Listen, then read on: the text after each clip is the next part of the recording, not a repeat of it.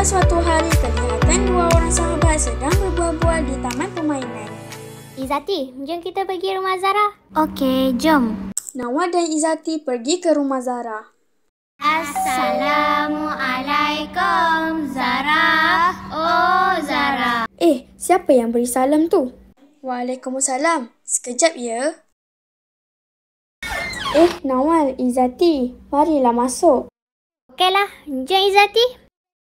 Okey, jom. Tiba-tiba, telefon bimbit Zara berbunyi.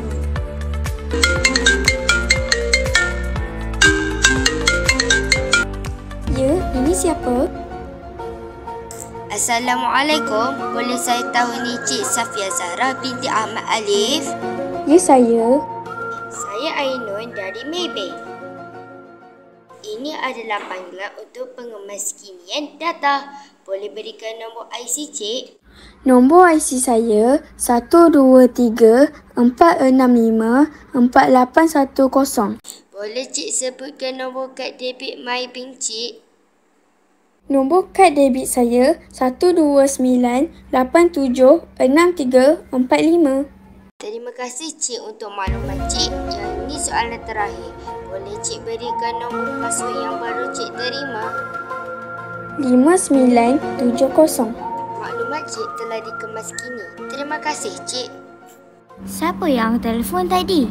Orang dari Maybank. Dia nak apa? Dia suruh bagi nombor IC dan kad debit untuk dikemas kini. Awak bagi ke? Ya, saya bagilah. Kan staf dari Maybank. Saya rasa awak kena tipu lah. Cuba awak cek dulu akaun bank awak.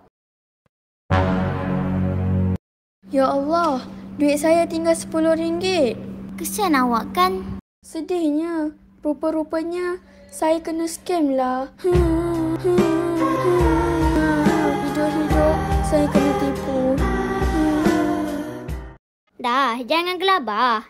Jom, kita kena report Maybank dahulu untuk hentikan transaksi duit awak.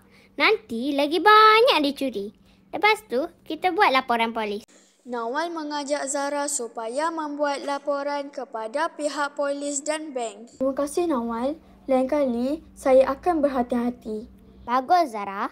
Jangan nanti pisang berbuah 2 kali. Apa lagi tunggu-tunggu? Jom kita pergi sekarang. Jom. Kawan-kawan, hati-hati dengan skamer ya. Jangan sampai dah terhantuk baru nak tengadah. Jangan sebarkan maklumat peribadi kita kepada orang yang tak dikenali. Dan akhir sekali, kita mesti celik IT supaya tidak terperangkap dengan skamer. Betul tak kawan-kawan?